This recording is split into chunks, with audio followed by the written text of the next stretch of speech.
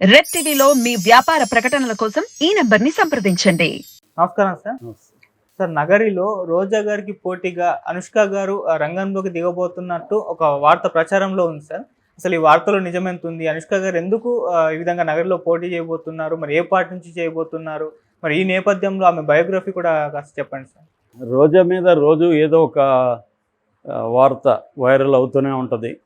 ఎందుకంటే ఆమె ఇప్పుడు ఆంధ్ర పాలిటిక్స్లో ముఖ్యంగా ఫిమేల్ క్యాండిడేట్స్లో very strong outspoken. So Telugu Desam మీద, జనసేన మీద, బీజేపీ మీద, లేటెస్ట్గా షర్మిల మీద అందరినీ ఆమె ఒక్క చేత్తో కత్తి పట్టుకొని అందరినీ బెదిరిస్తుంటుంది. సో అందువల్ల అందరూ కూడా ఆమెను కూడా అంతే విధంగా ట్రోల్ చేస్తూ ఉంటారు. ఈ క్రమంలో అక్కడ అసలు సీట్ ఇవ్వరని మొన్నటి వరకు పెద్ద ఎత్తున అన్నారు. నేను చాలా వీడియోలో చెప్పాను, ఆమెకి నగిరిలో ఇచ్చినా ఇకపోయినా ఎక్కడైనా ఖచ్చితంగా జగన్ ఇస్తాడని. ఎందుకంటే అలాంటి ఫైర్ బ్రాండ్స్కి వదులుకోరు వాళ్ళు. రేపొద్దున ఆమె మళ్ళీ యాంటీగా కూడా మారే అవకాశం ఉంది. అందుకని వాళ్ళు ఓడిపోతారని తెలిసినా ఓడిపోయే చోటైనా ఇస్తారు వాళ్ళు, పోతే పోతుంది అనుకోండి.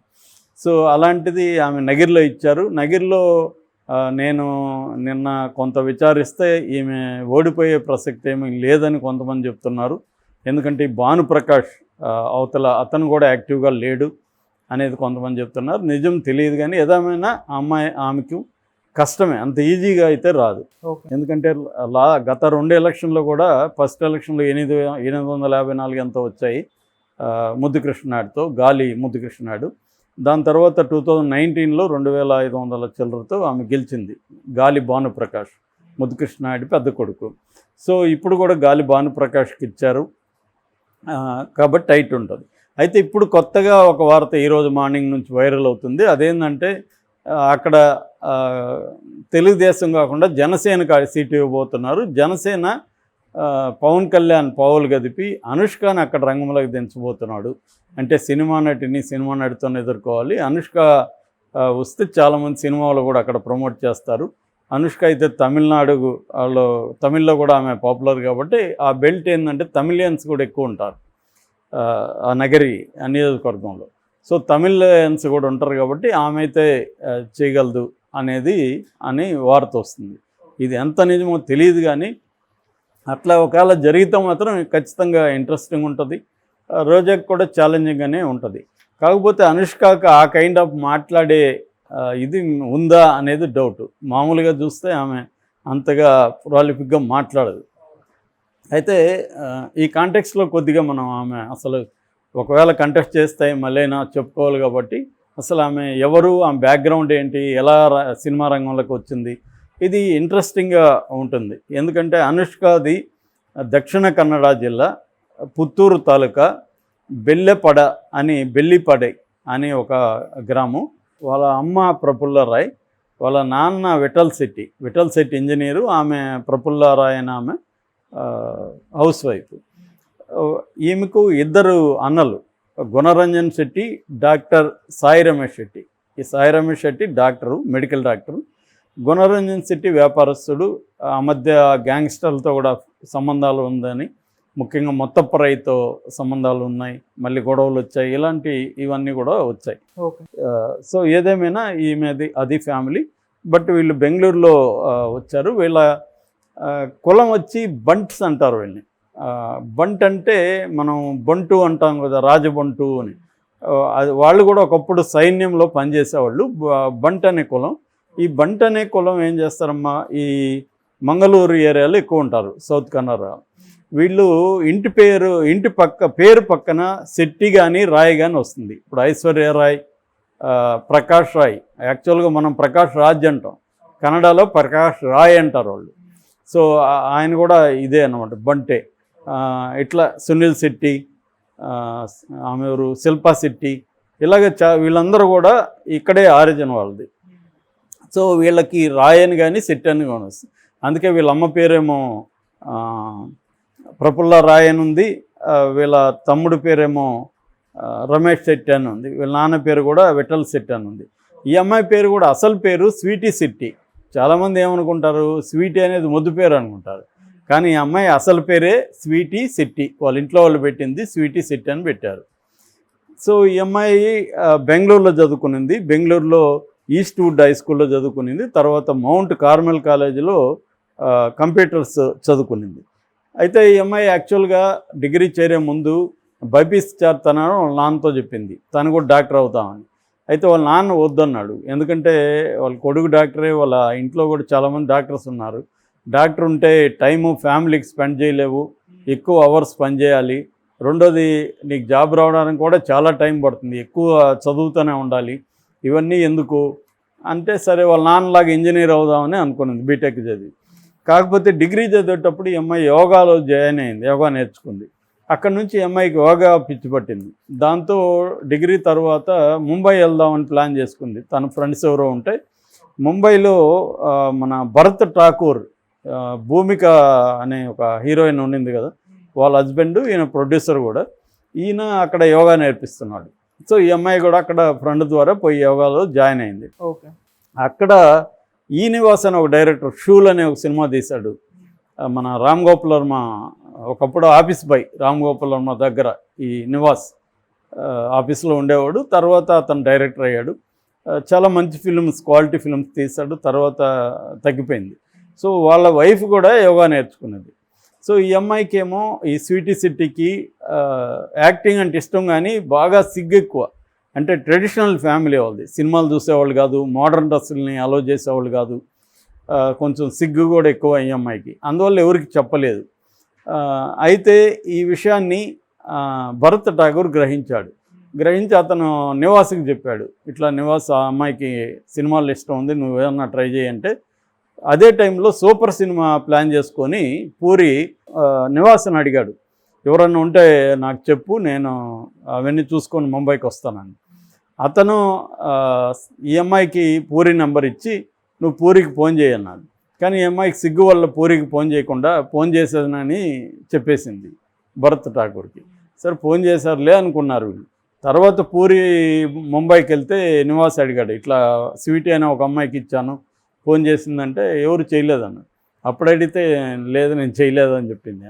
దాంతో పూరి కలిశాడు. పూరి కలిసి ఫోటో ఏదన్నా ఇవ్వమంటే చిన్నప్పుడు పాస్పోర్ట్ సైజ్ ఫోటో ఒకటి ఇచ్చింది. సరే పూరికి అర్థమైంది ఈ అమ్మాయికి ఏం తెలియదు అనుకొని, సరే ఒక పని చేయి, నువ్వు హైదరాబాద్ రా, ఫోటోషూట్ ఆడిషన్ చేద్దాము, మండే రా అంటే, ఎవరన్నా సినిమాలో ఛాన్స్ మండే అంటే సండేనే బయలుదేరుతారు కదా. కానీ ఈ అమ్మాయి నాకు మండే క్లాసులు ఉన్నాయి, యోగా క్లాసులు, నేను థర్స్డే వస్తానండి. సరేలే అనుకొని పూరి వచ్చేసాడు. అలాగా మొత్తానికి వందన అనే ఒక ఫ్రెండ్ని తీసుకొని ఇక్కడికి వచ్చింది. ఇక్కడ అమ్మాయికి అసలు ఫోటో సెషన్ అంటే తెలీదు, మేకప్ అంటే అసలు జీరో నాలెడ్జి. ఇవన్నీ మొత్తానికి కష్టాలు పడి నానా హింసపడిందంట బిగినింగ్లో. అవన్నీ చేసి రూమ్కి వెళ్ళిపోయి ఏడ్ చేసి నేను వెళ్ళిపోతాను అని వందనకి చెప్పిందంట. నాకు ఇష్టం లేదు ఇదంతా. వందన కొద్దిగా అమ్మాయిని ఓదార్చి కొద్దిగా పడుకొని నిద్రపో, తర్వాత మాట్లాడదామని చెప్పి మళ్ళీ ఫ్రెష్ అయినాక మళ్ళీ వస్తే ఈ ఫోటోలు ఇవన్నీ వీళ్ళు ముగ్గురు చూశారు. ఎవరు? నాగార్జున, పూరి జగన్నాథ్, తర్వాత నాగార్జున మేనకోడలు సుప్రియ, వీళ్ళందరూ కలిసి చూసి ఈ అమ్మాయిలో కొంత అమాయకత్వం అది ఉంది, ఈ క్యారెక్టర్కి సరిపోతుంది, కొద్దిగా మనం పర్ఫార్మెన్స్ సైడ్ అమ్మాయిని సానబట్టాలి అనేది అనుకున్నారు. దాని తర్వాత అమ్మాయికి చెప్పారు సెలెక్ట్ చేస్తున్నాం అనేసి. దాని తర్వాత ఏమో అమ్మాయికి స్వీటీ సిట్ అనేది బాగాలేదు పేరు అని నాగార్జున పూరి అనుకున్నారు. ఈ లోపల సూపర్లో పాట పాడడానికి ఒక అనుష్క మంచంద అనే ఒక అమ్మాయి వచ్చింది ముంబై నుంచి. ఓకే. సో ఇదేదో బాగుంది, ఈ పేరు పెట్టేద్దామని అనుష్క శెట్టి అని పెట్టేశారు అమ్మాయికి.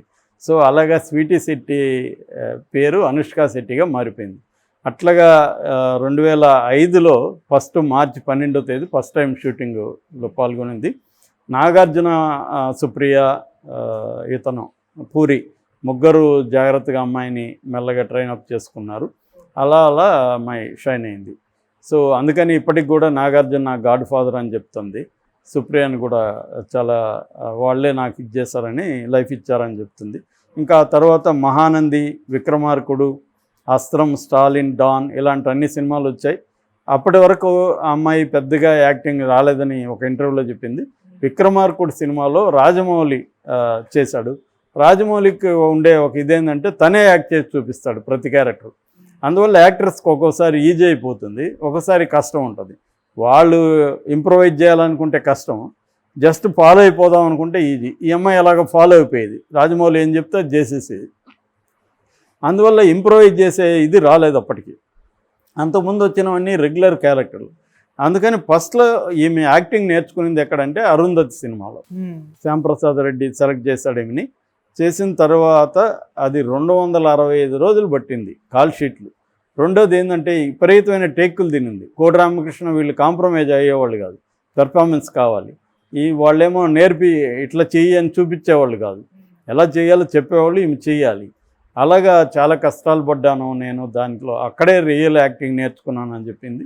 దాని తర్వాత ఇంకా అది మనకి ఎంత పెద్ద హిట్ అయిందో తెలుసు. దాని తర్వాత ఈమెకి పేరు కూడా బాగా వచ్చింది, జేజమ్మ అని, అరుంధతి అనే పేరు వచ్చేసింది. దాని తర్వాత ఇంకా రుద్రమదేవి, భాగమతి ఇవన్నీ కూడా హిట్లు వచ్చాయి. ఫైనల్గా మనకి బాహుబలిలో వరల్డ్ ఫేమస్ అయిపోయింది. ఆ తర్వాత గ్యాప్ వచ్చింది. అయితే బాహుబలికి ముందు మన రాఘవేంద్రరావు కొడుకు ప్రకాష్ కోవెలమూడి ఒక సినిమా చేశాడు, సైజ్ 0 అని. అందులో ఈమె లావెక్కాలి, దాంతో ఈమె విపరీతంగా తినడం, కార్బోహైడ్రేట్స్ ఎక్కువ తిని దాదాపు 18 కేజీలు పెరిగింది. దాని తర్వాత ఏమో ఇమీడియట్గా బాహుబలి వచ్చింది.